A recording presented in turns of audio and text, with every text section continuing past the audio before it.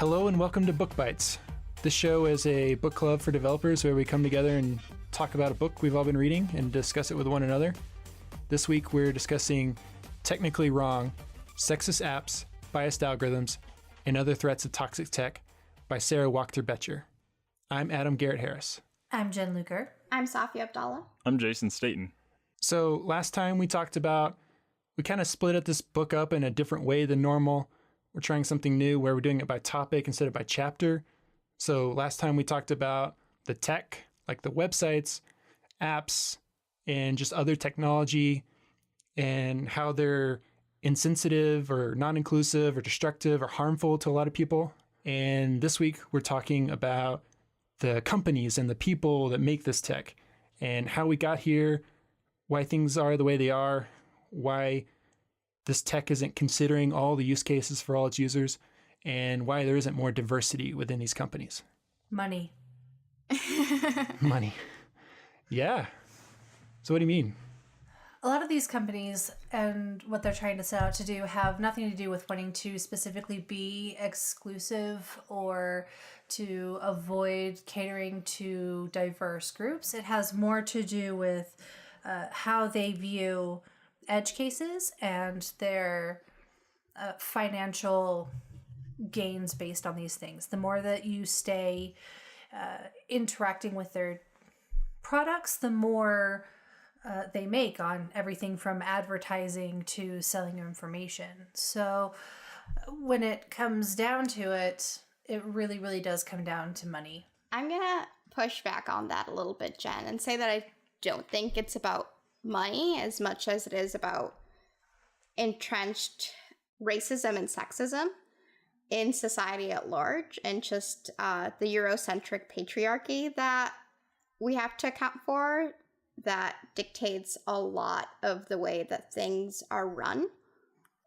And I say this because there's a lot of research that's been done that proves that when you have more inclusive and diverse teams, you earn more profits, that when you have diverse board of directors, diverse leadership, you make more money as a business, you get more customers, you can reach out to more people. So if this was, this like purely capitalist, everyone was just out to get the money and that's all it was, then there would be more people who were underrepresented and marginalized in the tech industry, because it is the rational thing to do from a financial perspective for your business. But the reality is that a lot of it is centered on the fact that tech emerged as a new industry, but followed existing power structures. And those existing power structures were ones that tended to favor men, specifically white men, and then just kind of structured everybody else below that. And that's kind of the way that I see it. And I do absolutely agree with you on that. I think the very glossed over point that I very definitely did not make was that the racist and sexist and just the those perspectives are so underlying and so ingrained in our culture that it's not that they're trying to be that way so much as it just doesn't occur. And you're right that the research shows that more diversity breeds and creates more money, but the thought doesn't occur. It's kind of contrary to what the culture itself has been taught is true. Yeah. So I really liked the part where the research showed that based on the fact that we are using historical data to develop data models, because of the fact that the historical data itself was racist and sexist, it's actually continuing the perception of racism and sexism into the future. So all of its predictions are based on the past, which were more racist and sexist than we are intending the future to be. And I think that, again, that comes down to the fact that the culture is still in the process of change, and it may even be still at the very beginning of change. Mm-hmm. And all the data that we have is, the movements are only decades old. It's not like they're centuries old. So the data that we have is all racist and sexist. Yeah. So I agree.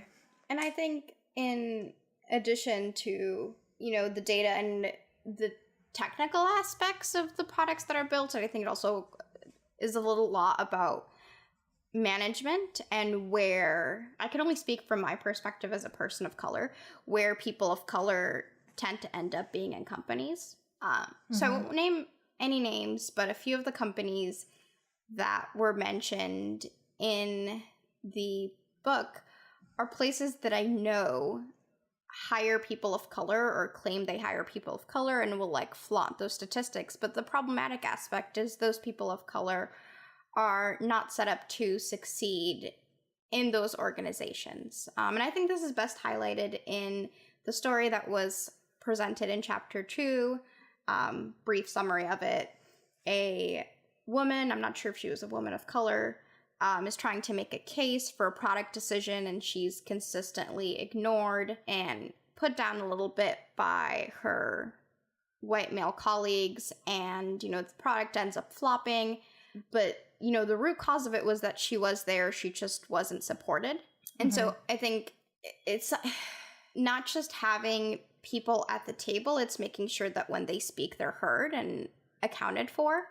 And I'm very salty about this, because I'm one of those people who, I'm a person of color, I'm a woman of color, I do get a seat at the table, and I'm thankful for that. But oftentimes I come to sit at the table and I realize that I'm not welcome there, and that I'm actually the token at the table.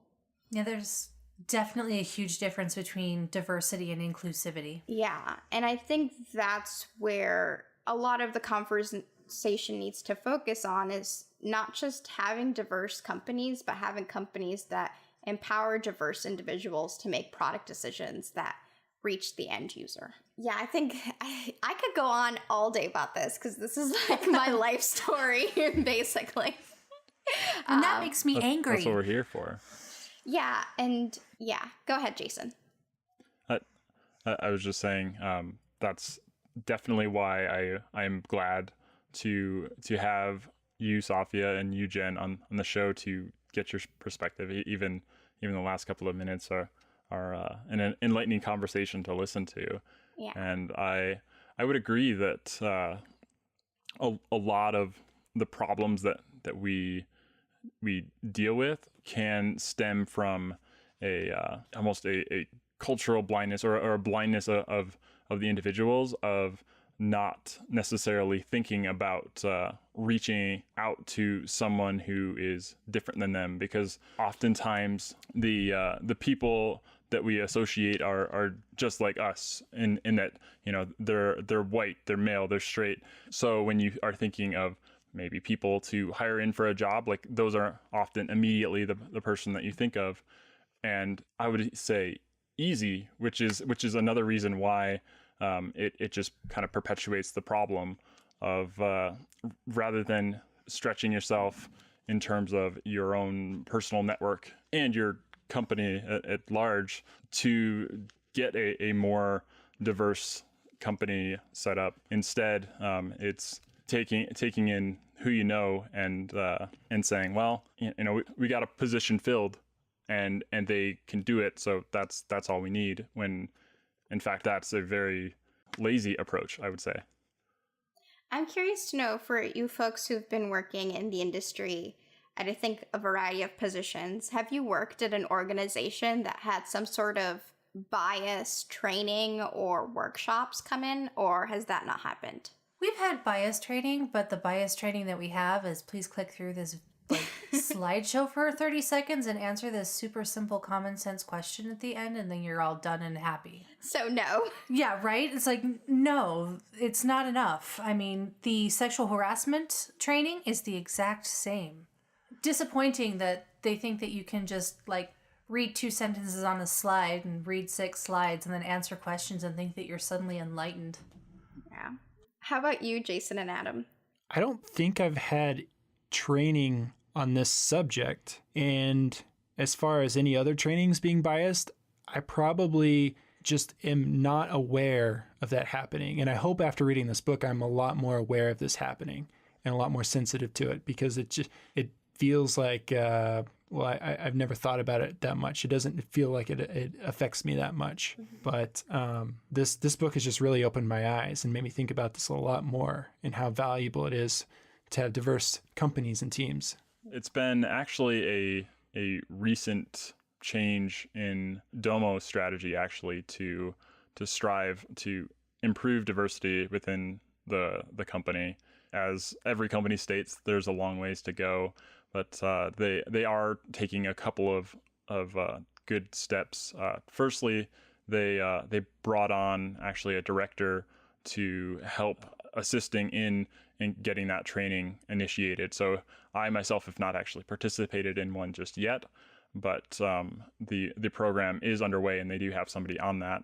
And another thing that Domo is actually leading on is an effort that can be found at parity.org. And the idea behind parity.org is companies can go and pledge that before they hire for any position, VP or above, that much like the what's known as the Rudy Rule in the NFL, where a diverse coach or a diverse person needs to be interviewed in order for a head coach position. For the companies that take the parity.org pledge, they will commit to any position, VP or above, to interview at least one woman. It doesn't necessarily mean that they have to hire based on some hard metric, but they will interview with that, and then starting with women and branching out to greater sets of diversity as well. And I think it is a good step. I think there's still a ways to go, but I know it, at least now they did a push towards a lot of NASDAQ companies, and there are at least 300 companies that are signed on to that now. That's interesting. Of like the people on this podcast who have careers in tech, one has had just kind of like lackluster bias training. Adam, I think you didn't have any provided by your company. And then Jason, that's soon to happen. Okay. See, I asked that just because I think it's one of those weird things where it's sort of a chicken and egg problem. At least for me personally, I find that in order for companies to be very proactive about inclusion at their organizations, they need to have somebody who is some sort of marginalized individual in a leadership position who can advocate for those things and push them. But usually for that person to get there, they have to overcome a lot of the biases and microaggressions that happen daily in the office so that they can change the environment that they rose up in. But even once they're there, it seems like it would be hard for them to advocate, because if they speak up, then they're seen as abrasive or something. Yeah. My favorite word, aggressive. Aggressive. Yeah. Annoying. Annoying. Oh boy. That's a fun one. Like I worked at a company where, well, actually my entire career, I have never worked with another female developer. My current company has 60 developers in 2 countries, and I'm the only You female said 60? developer. 60? 60. That is 60 across 2 countries. Okay. Yes. Wow. And I am the only female dev. And I finally made it to team lead and was able to start really advocating a little bit more for this. And it wasn't very long before people started kind of freaking out. Like they'd ask questions every once in a while about, hey, so what do you think about this? Is this weird? Is this awkward? Like, why is this a problem? And like try to have real genuine intellectual, I want to learn and be better type questions. But whenever I started really answering those questions in a way that started to get uncomfortable, everyone was just like, whoa, we're all done now. Yeah. And that was kind of that. So 60 developers and I'm the only female. So, Jen, I'm curious, is this the first organization that you've worked at where you were the only female developer? Have you worked at other companies where you weren't? Like, what's been your career experience with that, being the only female developer? Yeah, I've had multiple jobs, and I've always been the only woman. Yeah, this is the largest company that I've been at. I've been at a couple of different other ones, but yeah, I've always only ever been the only woman developer. There's lots of other women in the industry. Or in the companies. There's even women in leadership, but I've never worked with another developer that was a woman. And, with that matter, the racial diversity is also ridiculously lacking. I mean, even across 2 countries, Everyone's white male. There's a couple that are Hispanic, but that's it. Yeah, I haven't had the experience where I was the only woman, but I have had the experience of being the only woman of color at an organization. I think that's accurate to say. So, Adam, you had mentioned that when people get into a role that allows them to be an influencer, I actually thought of a kind of specific instance. There's a transgender woman named Coraline Ada Emke who is a big influencer in the Ruby space, and she worked at GitHub for a year, and she wrote a long blog post about her experience there of really liking what they had promised initially, and was a strong advocate for some of GitHub's privacy and security features of like the first-time contributor badge that you see on a pull request was a big thing that she contributed to. Oh, cool. And she had some eventual issues where it was kind of the most passive way of bringing up problems, where a manager gives you a poor review, and that's something that I feel like I hear a lot of in stories. Is oftentimes somebody will have a bad experience and they may not even know that there's a problem until they kind of get a backhanded review that's like, you're not necessarily meeting expectations, and it can kind of crumble from there. And I mean, that's not something personally that I've had to go through, and it at the same time seems like a common pattern to me is to push somebody out that's different than the rest of the company through kind of formal means in some way to say like, no, we're not doing anything wrong. It just kind of being behind the scenes sexist or racist or so forth. Yeah, I think that's a great point to bring up, Jason. And for those of you who are longtime listeners to the podcast, you might know that I recently came out of a job search process. And Coraline's experience was actually one of the big motivators for me prioritizing asking about the review process when I was talking with companies. So some of the questions that I would ask is, what kind of metrics or dimensions do you assess in your performance reviews? How often do you do performance reviews? How do performance reviews correlate with bonuses or raises? How do performance reviews correlate with position changes or rank raises? There might have been a couple of other questions that I asked, but it's actually something that hadn't even come to mind for me until Coraline's experiences and other underrepresented and marginalized individuals started to come out about the review process and how it can be a formal way of discriminating or ostracizing individuals. And I was like, oh, I should, try and use that as a way to vet companies and see how much time and thought they put into their review process and how it can potentially be gamed to do more harm than good. Yeah, I think that's great to know, to be aware of those, that you can ask those types of questions, because as a white male, you would never need to ask those questions. And so it's sad that you have to use those kind of strategies, but it's great to hear that there are strategies that you can use. Like, I was thinking about one of the stories in this book is about how the HR process was so terrible. And so maybe that's another question you would ask is, what does the HR do about violations? Mm-hmm. I had not thought to ask of that, but for those of you who are listening now, ask about reviews, ask about HR processes. I think that's a good thing. I think oftentimes when I see blog posts or stuff written for developers about what kind of things should you ask about your job when you're interviewing the company, it's generally things like, what's remote work like, or what laptop do you give, or what technology do you use, or hours and stuff. But I think the more developers start to ask companies at the interview process about their reviews, HR, how people are managed in the organization, the more companies will start seeing that as a priority and something they should improve on if they want to attract and retain hires.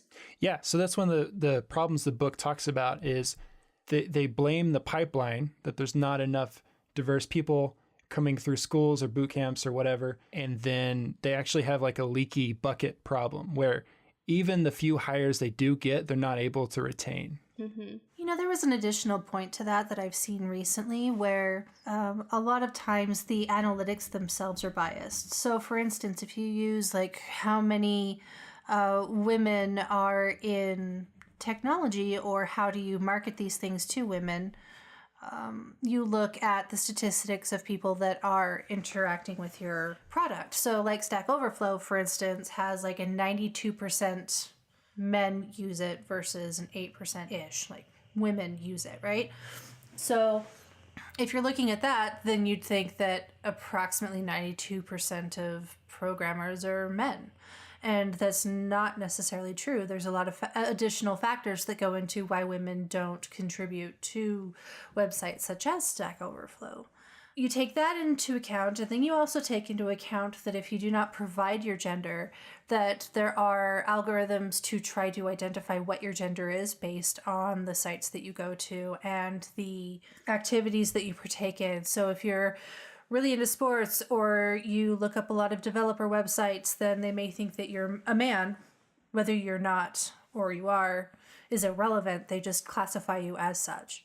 As a woman who interacts with a lot of things that would be technically classified as male dominated, they would not classify me as female, and therefore in statistics I would come up as part of that male analytic, even though that's inaccurate. So making assumptions based on data gets more and more inaccurate over time. Yeah, it's starting off with biased assumptions, right? Mm-hmm. It's kind of like what you were talking about earlier, where you have biased data when it comes to things like machine learning. You have to have some sort of data set. Yeah, and if that's biased, it's just a vicious cycle that keeps getting reinforced. Right, so you take that and you also look at the fact that there's now new products that are out on the market that try to say that they're unbiased.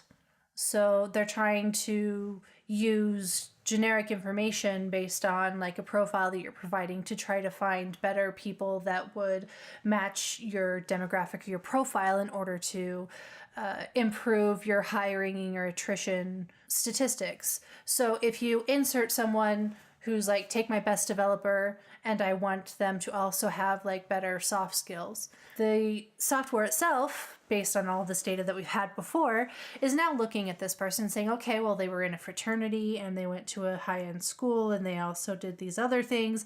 So let's look for people like that. These people are going to rank better for you than someone who maybe went to a state school and, weren't quite as involved in as much extracurricular activities. So you end up with it like works with like, and you just end up with more people that are like yourself. And you really miss out on a lot of the diversity that is available and out there and would be even better for the job than yet another person that's just like you. And so when we're looking at this data and when we're working with this data, we have to be asking those questions. And those are questions that we necessarily haven't been trained specifically to ask. Like, what are the biases that our data is in fact built with? And how are we going to work with that data in order to counteract that? So it may be unbiased in the fact that it's doing exactly what you told it to, find someone like my developer, but with better soft skills, but it doesn't do a very good job of finding diverse hires. So you end up, again, with just the same people and wondering what the pipeline, and that was the argument against the pipeline. That's where I was going with this, is that when you're looking at that, you're saying there's a pipeline problem. There's only 8% of women that use Stack Overflow, which based on whether you've provided your gender or not, and they're just demographically profiling you based on the websites you go to, it may be more like 25 or it may be 50 for all we know. But because of the fact that the data is biased, it says 92 versus less. Yeah. I think there's another dimension to the pipeline problem, and I think it's the fact that oftentimes underrepresented and especially so marginalized individuals are expected to achieve higher standards or be better in order to even get the chance for an interview or preliminary review or something like that. I don't know if we're calling out companies in this podcast, but this is... Well, the book does. Yes. So yeah, but do we? Yeah. They're a big company, and I think this was like public commentary on it, but there's this like little search engine company called Google. And a while back, they started this program with Howard University, which is a historically Black college. And the program was sort of like an extension school / a summer program. The idea is they would have Google engineers come teach classes at Howard, and then some Howard students would come in. And I think it was like quasi internships at Google. I really don't want to mess up the facts on any of this. But my initial reaction when I read the information about it was this feeling that the kids at the historically Black college, HBCU, had to do more to get a foot in the door at Google than somebody from MIT who could slap their resume into one of Google's application pages and like check all the boxes on their automated filters. And like, I get it. I get that as marginalized individuals, sometimes you need extra support and help to get to a point where, you know, you can get into the door. But I don't know, sometimes for me personally, it feels like that thing where people are trying to support you and, you know, give you resources, the tone of it can sometimes mean you're not good enough, so we need to give you these things to be better. Not, there is a system that oppresses you that is not your fault, so we're going to attempt to improve the situation by giving you these resources. And sometimes the blame can be put on the marginalized individuals themselves to adhere to the standards of the pipeline, not on like the whole system that disadvantages certain individuals. And maybe that's just a tone that I'm reading in some of like the programs and things that I get emails about. But sometimes it feels a little bit like you gotta do more, you gotta be better, not we failed you. That's one of the exact reasons why I've always been angry about the, suddenly I've lost my words. So there was a program that became like federally standardized that had to do with making sure that you had like certain types of racial and gender quotas in order to fill before you could start hiring or start adding like white males to your schools. And I was always really angry about those because I always felt like they had to make special accommodations to allow women in when they'd much rather be just having men in. And I always dreamt of that ideal of it doesn't matter. It really doesn't matter. You're going to hire me because my skills are good, and that's why you're hiring me, because I'm smart, because I work hard. And I've always really felt like I've had to work twice as hard to be considered half as good. Mm-hmm. And it still makes me angry that it's almost required that we have these things just to tell people to treat people with some modicum of respect and to actually look at their skills.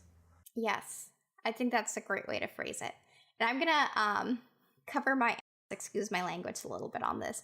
I'm not, speaking out against the individuals who participated in Google's program or the Google engineers who helped put it out or any of that.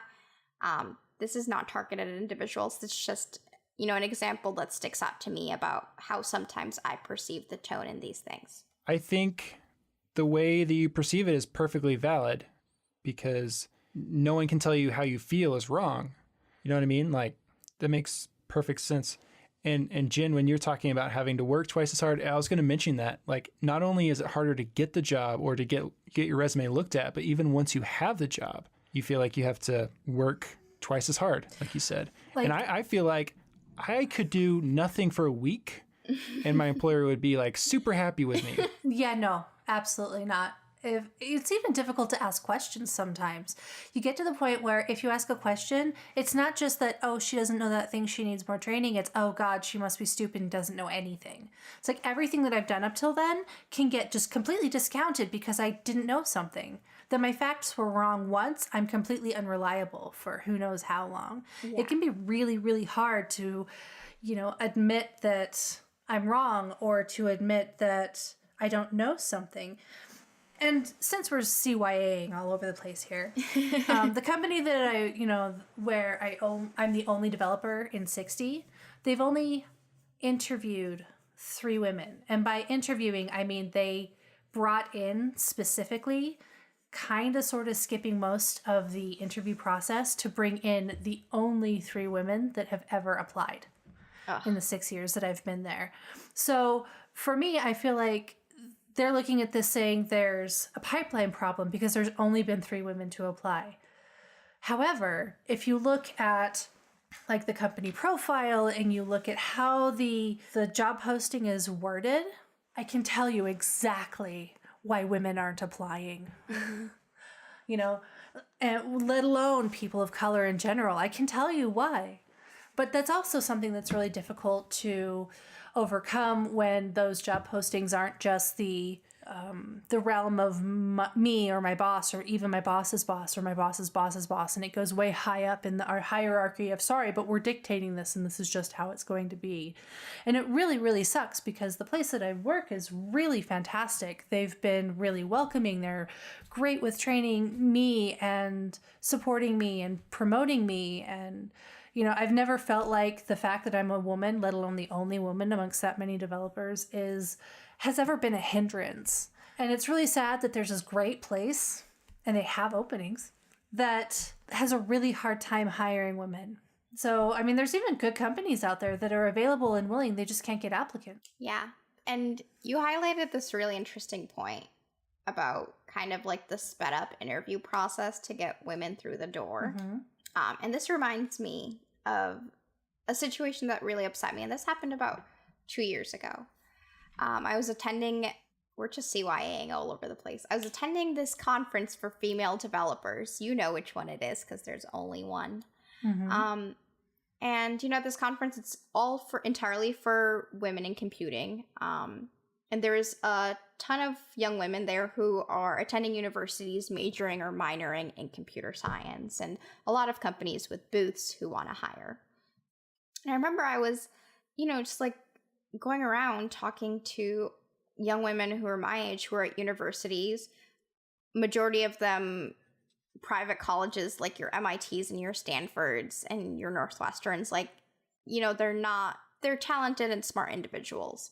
And these companies were just not being, how do I phrase it? Like, the questions they would interview them with were way below their level. It was almost patronizing was the interview process for a lot of these organizations. And that really upset me because it was the kind of thing where it was like, I can only relay this secondhand, but a lot of the girls that I talked to felt like the questions were patronizing and that the companies were trying to give them easy questions to get them in through the door and say that they hired X number of university women for internships from this conference process. And this is like another aspect of the whole, like, you need to be better in order to sit with us is like we gotta like lower the bar for you or, give you this really easy interview because that's all you can handle. And I'm like, I hate that. These are computer science majors from really good schools. Not saying that's what you have to be to get a job in the industry, but these are smart individuals. You can challenge them and they can succeed. You don't have to patronize and demean their intelligence because you want to say you hired women. So frustrating.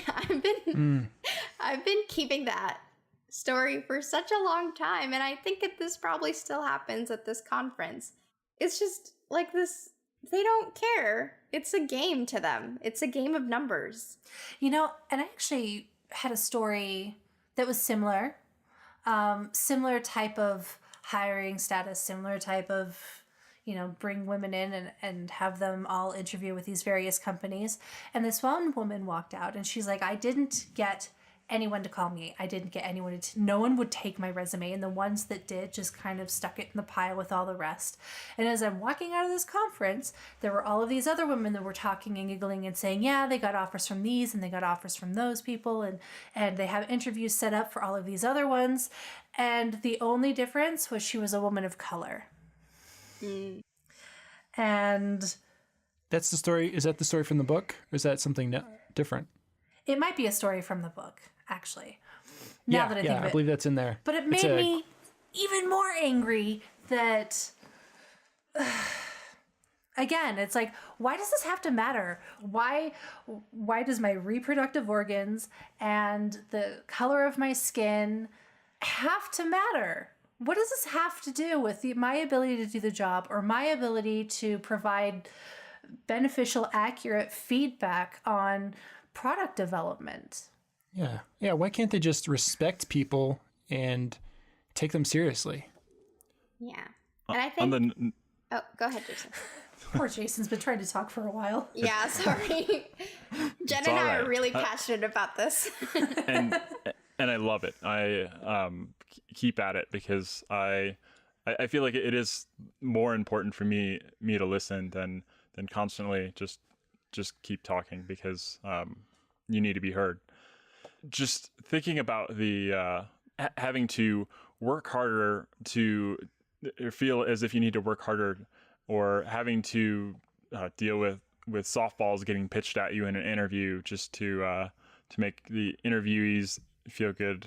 It makes me think of a story about a man named Daniel Kish, who is sometimes known as Batman, where he can use sonar to ride a bicycle because he's been blind since he was an infant. And there's a podcast episode on This American Life about him, where one of the biggest challenges that he and many other people who are blind face is that people's expectations of them are lower than that of somebody who's sighted. Like the fact that he's able to ride a bicycle being questioned by people when in fact, I mean, he's well equipped, other than having immediate vision, but I mean, he has a fully functioning body that can do that thing. And what can often happen is people who are disadvantaged for whether it be gender, sex, or disability, or anything else, is that the expectations of people around them can even set them up, or people can fulfill those expectations and instead do worse, or think to themselves, I'm not cut out for this field, because people have expectations that they're not going to be maybe an amazing developer or a successful developer. You know, if they're constantly given like low bars to achieve over, like that's all that they can strive for. So I think even in one way, like people may feel like they have good intentions and that they're trying to get somebody in that is diverse. At the same time, by lowering that bar, it's actually a hindrance to that person. And so I love that you both brought that up. So thank you for sharing. Yeah. Speaking of lowering the bar, I have a cousin whose wife is deaf, and because of the fact that she was deaf, there were major concerns with everyone in the hospital when she had her baby that she was going to be an incompetent mother. She's a college graduate. She knows sign language. She can even speak.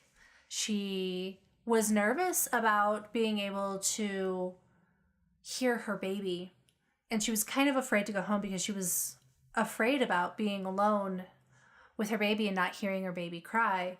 But the hospital staff themselves were all like terrified to send this baby home with this woman who's intelligent and capable and competent because she was deaf. And my mother is deaf. And the concern was also there. My mom had 6 children. And, you know, the question was always, you know, is she going to be okay taking care of this child? Is she even capable? It's ridiculous. And might I also add to this story, speaking of companies and diversity and product development, that I was able to find one baby monitor that would vibrate more and more intensely based on the volume of the baby crying. What? So if it was a whimper, it would not vibrate very hard, and it would show a light that would only go so high. And then as the baby's crying got more and more intense, the vibrating on the baby monitor got more and more intense. And it was a wristwatch, essentially. It was just a wrist monitor. So she could go to sleep safely knowing that when her baby started crying, this baby monitor would vibrate and wake her up. I found one. I'm so surprised that those don't exist more often. And Wow. it was being discontinued.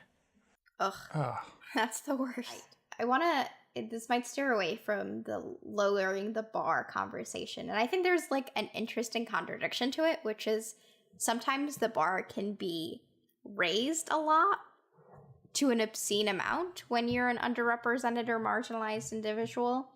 And I'm thinking about this specifically in the context of a recent event that occurred as we're recording this podcast with Theranos, which is a startup company that ended up being a huge hoax and, you know, it's basically a waste of investor money, and there was a lot of deception and stuff associated with it.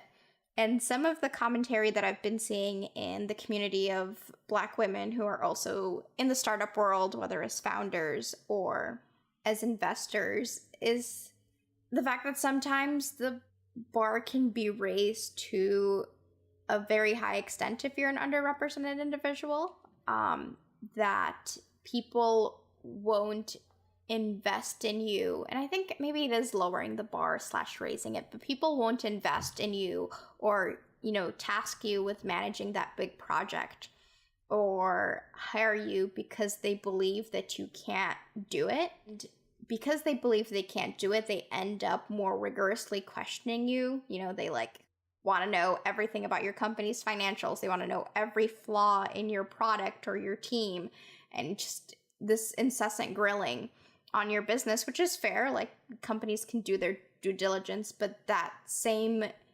level of rigor and examination isn't often afforded to organizations or opportunities that are given to individuals who, in the case of Theranos, are white women, or individuals who are white men. That sometimes you do have to respond to like severe inquiry and doubt before you can get in somewhere, which I guess is kind of the reverse of lowering the bar. So it's weird because, you know, sometimes, and I had this with my interview process recently, like I'll go into a company and I won't know if they're the kind of place that thinks I'm not worth it and is going to grill me really hard, or thinks that I must suck, so they gotta make it easy for me.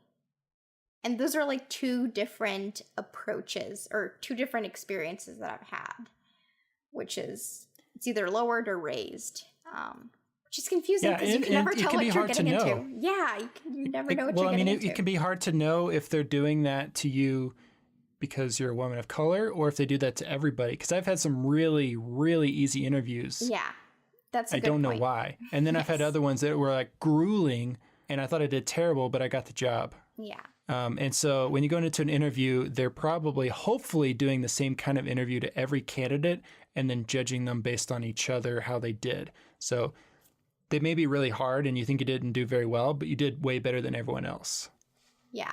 And I think context is definitely key in the situation that I mentioned earlier with the conference and the hiring. Like, I think that was very obviously bias in play. But yeah, that's a good point. So anyway, that's something like, I guess, relevant news that's going on that I figured I'd include in the podcast to make it interesting for y'all listening.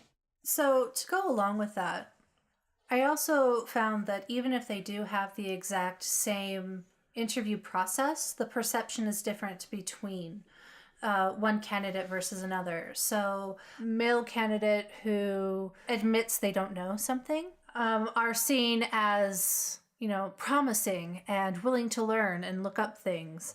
But a woman who's seen as not knowing something is seen as inexperienced. And it can be not just, it's that subconscious bias that also comes into play. So even if the questions are the same, the perception can still be different. And we really, really have to step out of ourselves and be very conscious of our own unconscious bias in order to try to circumvent that process too.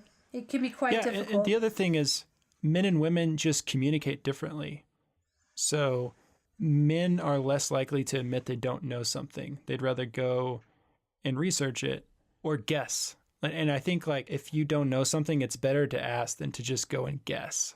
That was one of my favorite bits of insight that we got when interviewing Dave Hoover about the apprenticeship patterns and what he would change about it. And given his answer being that he was mostly satisfied with the way that it is right now, but he would like to review it from the perspective of someone with a different level of privilege than him. I was talking to you the other day, Jen, about exposing your ignorance, and that can be a different pattern for me to take action on than for you to take action on. Mm-hmm. That where mine could be perceived as having a level of humility, that you could be received as, oh, Jen doesn't know anything. Having a level of ignorance. Correct. Yes. So it can, it's very much it can be two very different animals. You know, it's just, we're perceived completely differently. And like you said, the communication between the two can be different. However, you could be, if you say something straight at someone, it could be seen as being direct, whereas mine is seen being blunt. And, even if we have the same communication styles, the expectation is different. The concern is, why don't I smile when I say these things? No one cares if you smile, but I have to smile. I have to be kinder and softer. I can't raise my voice because then I'm going overboard. There's, even in leadership, there's a certain level of expectation that I have to be calmer and quieter and more reserved and more willing to let others dictate to me how things should be, and, be more of a delegate and more of a democracy type of team. Whereas if that were a man, for instance, then they'd be seen as wishy-washy and, not taking control. So what's expected of me is different than what's expected of you in even a leadership role. So sometimes some of the feedback I get is very much based on that. It's like, well, you were pretty stern about that, and sometimes it was, well, you weren't listening. And I had to get stern in order for you to listen to me. Whereas watching someone else do that on a similar team, but he's a man on his team, he's seen as taking control and leading the charge. And it can be exhausting trying to both be a leader and make my team better while also fulfilling the perceptions of what other people think I should be. Yeah, that sounds like so many extra responsibilities that you have to think about. Adapting to what other people want in order to not spend more time sitting in offices getting in trouble. Yeah, I'm curious to know. I really want to flip the script a little bit and put Jason and Adam on the hot seat for a second. Yes. Uh-oh. Okay. Have you ever been in situations where, you were maybe more aware at the moment, or you saw that you were given preferential treatment as a white man, or in the context of an interaction with an underrepresented or marginalized individual? Like, this is like, I'm getting too long-winded in my question. I guess the question is, has there been a situation where you saw discrimination happen, or where you were in a position where you benefited from an interaction because of your race and gender? And if so, how did you respond to that situation? Truly the hot seat. Yeah, I have not worked with very many female developers, but one story I can think of is there was a man on my team who was actually, I'm curious on the term person of color. Does that just mean anyone who's non-white? I think so. I think that is so, okay. Hispanic or Native American or. Yeah. So there was a man on my team who was of color, and he came in with not a lot of experience. He actually no programming experience. So he was very happy to get that job, but he had to work so hard. He worked harder than anyone on the team, and for years and years and years. And by that point, he was as good as anyone on the team, especially considering how hard he worked. but still he could just not get ahead. He couldn't get a raise, promotion. He couldn't be taken seriously by our boss. So I tried to help him out as much as I could and to stand up for him and ask him questions in meetings, what he thought, and just to listen to him when he was telling me about the problems he was having. Were you in a position where you could go up to a manager or something or sponsor him, say like, hey, I know you're doing promotions next month. You should put him in for a promotion, or he should get a raise or something like that? You know, I probably could have. I didn't feel like I was in a position to do that. And I also feel like it wouldn't have helped. My thought was that he really just needed to start fresh at a new company because he had such a bad start at that company. Here's the question, though. Even if it wouldn't have helped get him the raise, it would have helped everyone around him know that it wasn't acceptable. It would have helped him know that it wasn't acceptable. Yeah. I mean... Yeah, you're totally right. I was in a job that slowly crushed my soul. Oh, no. And, got increasingly abusive and increasingly condescending and pushed me out by making me feel absolutely worthless before they just flat out fired me. And it's taken years to come back from that, but nobody stood up for me. Nobody told me that I was good enough. Nobody said that I'd done good work. Nobody said anything. So by the time I was done, I was completely crushed. You reach a point where absolutely no one says anything positive that you believe the negative. And sometimes all it takes is just someone standing up for you. And it's not just for you, it's for everyone around you to recognize that it's not acceptable. It's like, I actually had this, this was a great story from years ago, but I was sitting there in a group of men and they were kind of complaining about their wives. They're like, oh yeah, we try to go out to dinner and she's always like, well, what do you want? And I'm like, well, you choose. It's, whatever. And she's like, I don't know. And she's really indecisive and it's really annoying. And then I say Taco Bell and she's like, I really hate Taco Bell, so let's not go there. It's like, well, then you decide. And, they were just kind of complaining a little bit. It wasn't anything major. But my one coworker said, yeah, I really hate the fact that my wife is my best friend and that she's birthed my children and helped me and always supported me and raised our lives and always backed me up, and sometimes she's indecisive about dinner.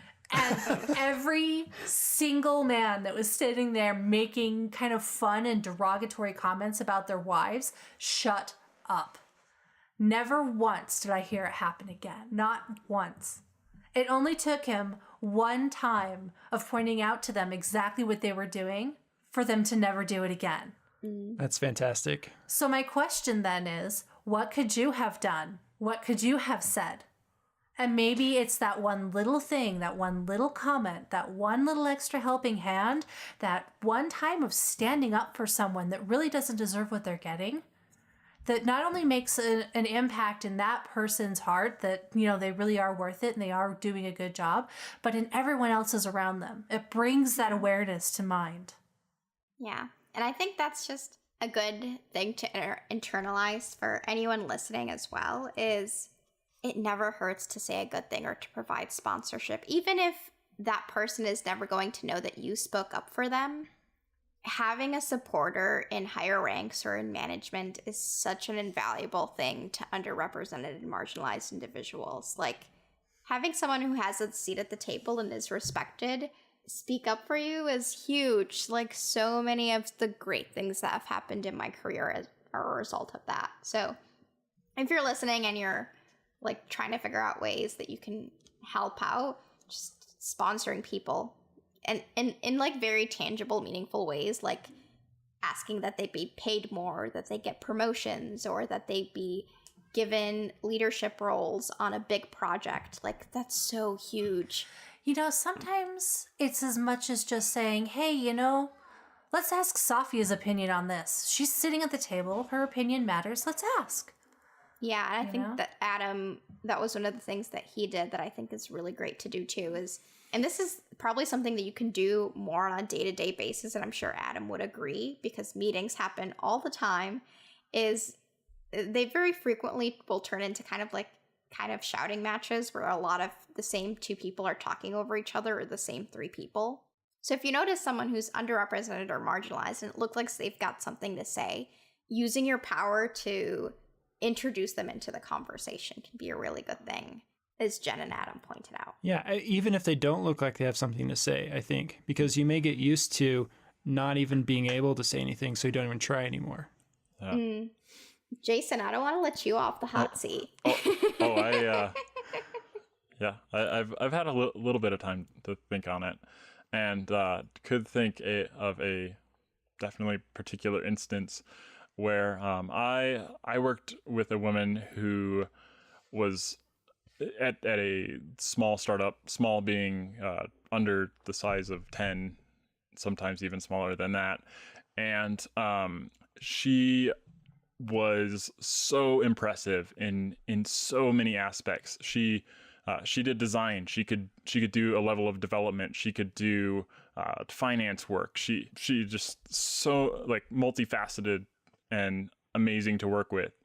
And her I guess one flaw that I guess would say was taken up by the owner of the company was that she would commit to something and wouldn't always hit the deadline exactly. And I was like, I'm a developer. I have plenty of times myself that I don't hit a deadline. I mean, there's so many positives, and yet something like that slips, and like it was so judged against. And there was like one particular instance where she had stayed up all night to put together this report and didn't quite have it done in time for some like 9 a.m. conference call. And she was on the verge of actually getting fired. And I was at lunch with this guy, and I actually put my foot down pretty hard to say, like, we need her here. Like, she is the reason why our company is running as well as it is today. And we can't go and let a mistake like this be the reason for letting somebody so key and essential for our company go.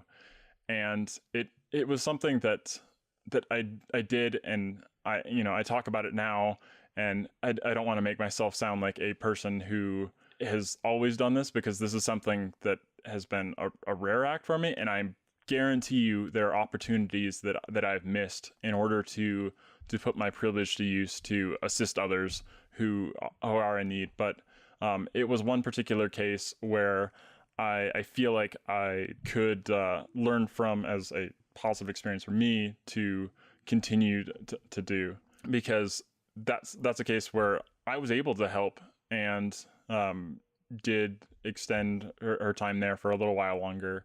I mean, she eventually did move on, but that is one experience I had where someone like me being a developer. I mean, we're all developers here. How many times have we let deadlines slip? And I mean, it's part of it. But if something happens and it's the wrong person, it could totally be perceived the wrong way, ignoring all of the positives and great things that we have achieved. Yeah. Do you feel like, was there extra pressure, or was the expectation that she reach those deadlines? Sorry, what I'm trying to say is, was there bias in the decision to fire her because of the missed deadlines, or was this something where if anyone across the organization missed a deadline, you're out, or if you were consistent? Like, do you get what I mean? Like, was the original? Yeah. Yeah, I see what you're saying. And I would say that there probably was a bias. Mm-hmm. Because like I said, I mean, me being a dev of the company had missed deadlines in the past. I mean, I know sometimes deadlines are a little bit different when you have a client on a phone call waiting for something. But at the same time, I mean, when you're doing enterprise business, like, stuff gets pushed back for numerous reasons. And so to say that a couple of hours is a fireworthy instance can, I would say certainly there was a bias. Yeah, I wanted to flip the script a little bit and get your perspectives on the situation, because I definitely do feel like a lot of times the dialogue focuses on what women can do to progress in the workplace, or how they can change their emails, or how they can dress differently, or all this stuff. And I Don't forget think to it's smile. really great. Never forget to smile. I think it's really great to kind of just, get men into the conversation and ask them to be a little introspective about their own experiences. And Like Safia said, she and I could talk about this All all day. week long. We could talk and talk and talk and talk, but it's not going to make any difference unless those of us that are not marginalized start talking and then just taking action. It takes more than just women and people of color talking about the crap that's happened to us to make things change. yeah, I want to give a shout out to somebody who is in the tech community. Her name is Kim Creighton. If you look her up online, I'm sure you can find her social media and stuff. But she does a lot of work on diversity and inclusion. And one of the terms that I really liked that I don't know if she invented it, but I've seen her use it a lot, is the concept of being a power ally. And a power ally is, not just any ally or supporter of underrepresented and marginalized individuals. It's actually somebody who's going to go in and advocate or say something or put their own reputation and safety and comfort on the line for the sake of somebody else. So I really like that term. And I would say if you are listening and you're somebody who's interested in getting some interesting perspectives on diversity and inclusion, you should definitely check out Kim Creighton's work and some of her ideas. She's got some really interesting thoughts on D&I from a business perspective and how people can approach it more proactively. Well, I'm curious, do you have any advice for us guys? I know you've already given some about being an ally, but do you have anything else you'd like to tell us? Be self-aware. Just watch. Watch Yeah. yourselves, watch others, become that power ally, and just the biggest thing is just make others know if you see something that it's not acceptable. Yeah, I really like that. And I think part of the self-awareness is being okay with being uncomfortable. Yeah. Like, I think one of the things about being an underrepresented or marginalized individual in the tech industry is that you're always uncomfortable. So I think sometimes it's good as somebody who's, in a position of privilege to be uncomfortable and think about times where maybe you weren't the good guy and where you dropped the ball on something, or you inflicted more harm than good, and, let yourself wallow in that discomfort, but then also think about how you can improve and be better in the future. I think that's just generally good life advice, is be introspective and always look to improve yourself. As Daniel Tiger says, first say I'm sorry, and then ask how can I help. Oh, he loves that. It's like kids shows have the answers to everything in life. It's true. It's the whole everything I needed to know in life I learned in kindergarten. Unfortunately, Yes. It's been so long since anyone's reiterated those kindergarten lessons that so many people have forgotten them. So I guess another action item for listeners is to just go watch Daniel Tiger. Truth. And why can't our adult shows have some of those uplifting things too? It's all we've done is post-apoc nightmare, miserable zombies and murder and anger and abuse and why can't we have some happy feel-good stories where people are noble and kind to each other and learn lessons from their mistakes and become better people? Yes, true. That's an interesting observation. Yeah. I'll happily admit that I still watch Arthur and Daniel Tiger and a ton of stuff on PBS Kids. Awesome. No problem with that. I love Arthur's Doc great. Mustaffins. It is. Oh yes, I know the kids songs. That probably one of the best parts of having a kid is being able to go and talk through those situations and say how should we handle those things. I think what may happen to us as adults is we may assume that because we learned that thing in kindergarten or before, that we assume we're experts at it already, and we say, yes, I know how to apologize. You say I'm sorry, and you forget the other part that yes, the how can I help factor. And it's like the same bias where people believe that they're a great driver when in fact not everybody is a great driver. I mean, there's obviously a curve to it, and so Most people think they're above average. right. And so our skills at conflict resolution are not actually as good as we think they are. And so we do need to exercise those things and make ourselves feel uncomfortable. Thanks so much for listening. And if you haven't left a review yet, head over to orbit.fm/bookbites/giveaway. If you leave a review on Apple Podcasts, you can enter to win a copy of Technically Wrong by Sarah Wachter-Becher. We're giving out 5 of these, so your chances to win are really good. By leaving a review, it'll help us, I think. It'll let Apple's algorithm know that people like the show, and hopefully they'll recommend us to more people. Be sure to tune in next week because we'll be talking with the author Sarah Wachter-Becher, and that's a really good show. You won't want to miss it. Best way to keep up with the show is to follow us on Twitter at BookBitesFM and to subscribe in your favorite podcast player. And you can find the show notes and transcription for the episode, as always, at orbit.fm/bookbites/8. See you next time.